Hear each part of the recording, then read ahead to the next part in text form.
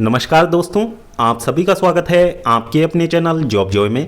तो दोस्तों SSC CGL tier 1 की आंसर की आ जाने के बाद में इस वीडियो में हम बात करेंगे कि आखिरकार कितना सेफ स्कोर हो सकता है कैटेगरी वाइज, और यदि हम बात करें तो कितने नंबर वाले अभ्यर्थियों को अभी से टीयर 2 की तैयारी में लग जाना चाहिए। पूरी जानकारी आपको इस सिंगल वीडियो के माध्यम से मिलने वाली है, तो वीडियो को आप लोग अंत तक जरूर देखिएगा। और चैनल पर यदि आप पहली बार विजिट कर रहे हो तो सभी सरकारी भर्तियों की लेटेस्ट और ऑथेंटिक अपडेट्स पाने के लिए चैनल को जरूर सब्सक्राइब करें, साथ ही बेल आइकन को भी प्रेस कर लें जिससे कि आने वाली वीडियोस की नोटिफिकेशन आपको समय पर मिलती रहे। तो दोस्तों एसएससी सीजीएल टीयर 1 की ऑफिशियल आंसर की जारी हो चुकी है और होपफुली आप में से जितने भी कैंडिडेट्स ने टीयर 1 का एग्जाम दिया था अपनी आंसर की आप लोगों ने चेक कर ली होगी। अब सबसे बड़ा सवाल जो आता है वो एक्सपेक्टेड कट ऑफ का है। अब देखो एसएससी का जो एग्जाम इस बार कंडक्ट करवाया गया है ये बहुत सारे बदलावों के साथ में कंडक्ट करवाया गया है। यहाँ पे जो सबसे बड़ा बदलाव किया गया था वो आपके वेंडर को लेके किया गया था। वेंडर इस बार चेंज कर दिया गया था। जैसा कि आप सभी को पता है पहले टीसीएस एग्जाम कंडक्ट करवाता था, अब एडिक्विटी एग्जाम कंडक्ट करवा रहा है एसएससी के। इसके बाद में यदि हम बात करें तो सेकंड नंबर पे जो इन लोगों ने चेंजेस किए थे वो नॉर्मलाइजेशन फॉर्मूले को लेकर यहाँ पे बदलाव किया गया है। नॉर्मलाइजेशन का जो फॉर्मूला था वो पिछला वाला हटा दिया गया है। अब नया नॉर्मलाइजेशन फॉर्मूला इन लोगों ने लागू किया है, उसके आधार पर आपकी कट ऑफ यहाँ पे बनाई जाएगी। फिर बात करें तो इन लोगों ने जो तीसरे नंबर पे बदलाव किया है डिफिकल्टी लेवल का, तो डिफिकल्टी लेवल पे इन लोगों ने काफी ज्यादा सराहनीय परिवर्तन इस बार किए हैं। डिफिकल्टी लेवल अच्छा खासा यहाँ पे सेट किया गया है क्योंकि कैंडिडेट्स का जो रॉ स्कोर का डेटा निकल के सामने आया है उससे ये सारी चीजें क्लियर हो जाती हैं कि कैंडिडेट्स को पेपर जो है इस बार पिछली बार की तुलना में थोड़ा डिफिकल्ट लगा है, तो कैंडिडेट्स के स्कोर में भी गिरावट देखने को मिली है। फिर बात कर लेते हैं यहाँ पे जो चीजें नहीं होनी चाहिए थी एग्जाम के दौरान, ऐसी भी चीजें एग्जाम के दौरान यहाँ पे हुई हैं। बहुत सारी शिफ्ट का एग्जाम लगातार इन लोगों के द्वारा कैंसिल किया गया था, फिर री एग्जाम लगातार कंडक्ट करवाए गए थे, तो ये सारी चीजें हुई हैं और रिमोट एक्सेसिंग वाले मामले भी यहाँ पे निकल के सामने आए हैं। तो इन चीजों से अनफेयर एडवांटेज काफी ज्यादा कैंडिडेट्स को मिल चुका है और ये सारी चीजें कट ऑफ को इनडायरेक्ट रूप से प्रभावित करने वाली है। इन चीजों को भी झुठलाया नहीं जा सकता, ये सारी चीजें भी एग्जाम के दौरान हुई हैं।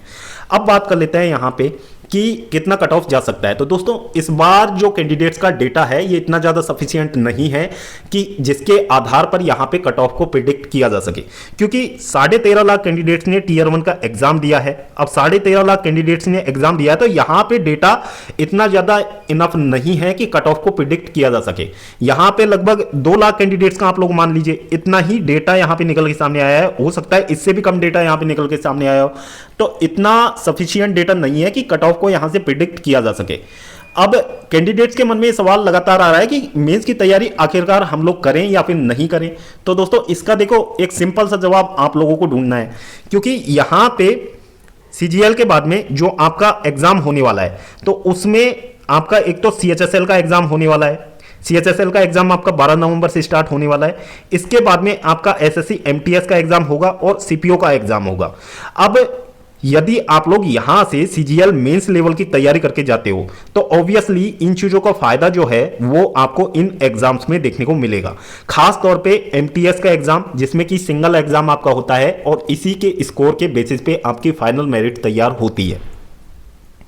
तो एमटीएस के एग्जाम में आपको इस चीज का फायदा मिलने वाला है। इसके बाद में सीपीओ का जो एग्जाम होता है इसमें टीयर 1 और टीयर 2 दोनों के ही मार्क्स जो हैं फाइनल मेरिट के लिए काउंट किए जाते हैं, तो इसमें भी आपको काफी ज्यादा फायदा ये चीज देने वाली है।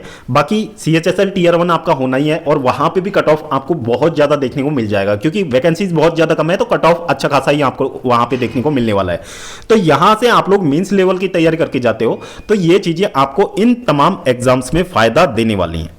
अब यहां पे कैंडिडेट्स की लगातार जो एक क्वेरी रहती है कि आखिरकार कितने नंबर वाले अभ्यर्थियों को मेंस की तैयारी में लग जाना चाहिए अभी से, क्योंकि टीयर 1 का जो रिजल्ट है आप लोग ये मान के चलिएगा कि नवंबर लास्ट तक आ जाएगा। लगभग 1.5 महीने बाद आपका टीयर 1 का रिजल्ट जारी हो जाएगा और टीयर 1 के रिजल्ट के बाद में ज्यादा से ज्यादा 15 या 20 दिन का समय आपको दिया जाएगा टीयर 2 की तैयारी के लिए। तो इतना इनफ टाइम नहीं होगा कि आप लोग टीयर 2 की तैयारी वहां पे अच्छे से कर पाओ, तो अभी से आप लोगों को टीयर 2 की तैयारी में लगना होगा। अब बात कर लेते हैं कि कितने स्कोर वाले कैंडिडेट्स को टीयर 2 की तैयारी में अभी से लग जाना चाहिए। तो दोस्तों यूआर कैटेगरी से यदि 120 स्कोर आप लोग कर पा रहे हो तो टीयर 2 की तैयारी में लग जाओ अभी से।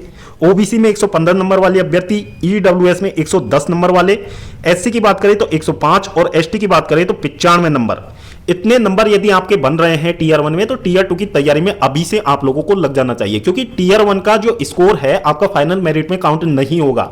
यहां पे यदि आपका स्कोर कम भी है तो चलेगा, क्योंकि मेंस के आधार पर ही, मेंस के स्कोर के आधार पर आपकी फाइनल मेरिट तैयार होने वाली है। तो ये सारी चीजें आप लोगों को बहुत ज्यादा हेल्पफुल होने वाली हैं। अब यहां से यदि हम बात करें तो जिन भी कैंडिडेट्स की एग्जाम डिफिकल्ट शिफ्ट में थी, तो वो इस स्कोर में से 5 नंबर और लेस करके चल सकते हैं, 5-5 नंबर और आप घटा सकते हैं। यदि इतना स्कोर आपका बन रहा है टीयर 1 में, तो टीयर 2 की तैयारी में आप लोगों को अभी से लग जाना चाहिए, ज्यादा समय आप लोगों को बर्बाद नहीं करना है। और दोस्तों बात करें यहां पे कोर्सेज की, तो एसएससी के यदि आप लोग किसी भी एग्जाम की तैयारी पिछले 2 या 3 सालों से करते आ रहे हो, तो आप लोगों को बखूबी पता है कि मेंस में कौन सी चीजें पूछी जाती है और प्री में किस लेवल का पेपर आता है। तो सारी चीजें देखो आप लोगों को खुद से ही यहां पे करनी है, खुद से ही प्रिपरेशन आप लोगों को करनी है, ज्यादा से ज्यादा प्रैक्टिस आप लोगों को करनी है। कोई भी टॉपिक आपका वीक रह जाता है तो उस पर आप लोगों को मेहनत करनी होगी। ये सारी चीजें मेंस के लिए आप लोगों को करनी है। बाकी मेंस के लिए इतना स्कोर यदि आप लोगों का बन रहा है तो बिल्कुल सेफ रहने वाला है, आपको मेंस की तैयारी में अभी से लग जाना चाहिए। तो दोस्तों होपफुली इस वीडियो को देखने के बाद में आपके ये जो डाउट है काफी हद तक क्लियर हुए होंगे। वीडियो यदि आपको इंफॉर्मेटिव लगी हो तो वीडियो को लाइक करें, अपने दोस्तों के साथ जरूर शेयर करें। और अगर इससे पहले आप लोग हमारे चैनल पर पहली बार विजिट कर रहे हो तो सभी सरकारी भर्तियों की लेटेस्ट और ऑथेंटिक अपडेट्स पाने के लिए चैनल को जरूर सब्सक्राइब करें, साथ ही बेल आइकन को भी प्रेस कर लें, जिससे कि आने वाली वीडियोस की नोटिफिकेशन आपको समय पर मिलती रहे। तो दोस्तों इस वीडियो में फिलहाल इतना ही, जल्द मिलते हैं एक और लेटेस्ट अपडेट के साथ। तब तक के लिए स्वस्थ रहें, तंदुरुस्त रहें और अपनी फ्यूचर एग्जाम्स की प्रिपरेशंस को जारी रखें।